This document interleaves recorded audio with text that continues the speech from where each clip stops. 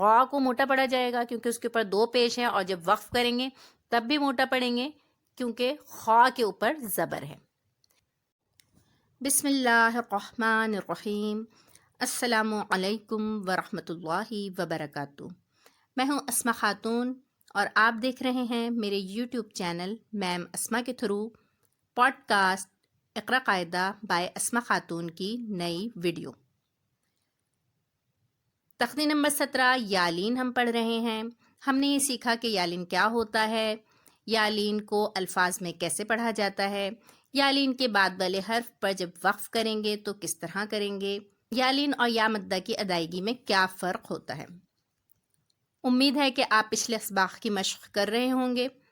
اب ہم اسے آگے پڑھتے ہیں۔ زایا زبر زئی، تاوا پیش تو، زیتو، نون دو زیر نن، زیتونن، وقفن، زیتون۔ زئی یالین ہے، نرمی سے پڑھیں گے، جلدی پڑھیں گے۔ تو واو مدہ ہے، کھینچ کر پڑھا جائے گا۔ تو کے بعد جب نون پہ وقف کریں گے تو کو کھینچیں گے۔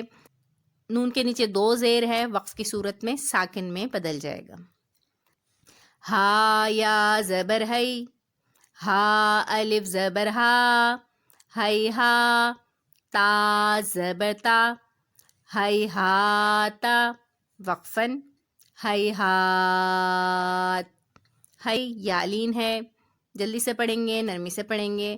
ہا الف مدہ ہے، ایک الف کھینچ کے پڑھیں گے۔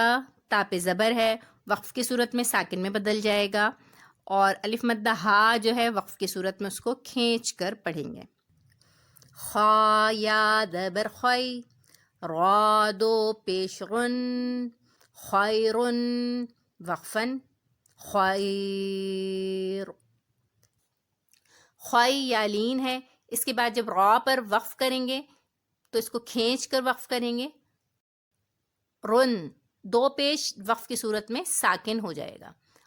را کو موٹا پڑھا جائے گا کیونکہ اس کے اوپر دو پیش ہیں، اور جب وقف کریں گے تب بھی موٹا پڑھیں گے کیونکہ خا کے اوپر زبر ہے۔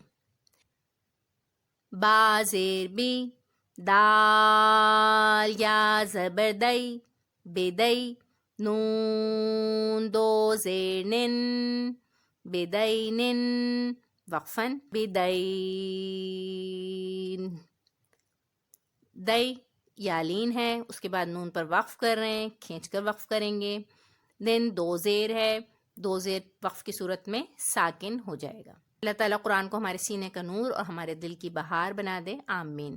السلام علیکم ورحمۃ اللہ وبرکاتہ۔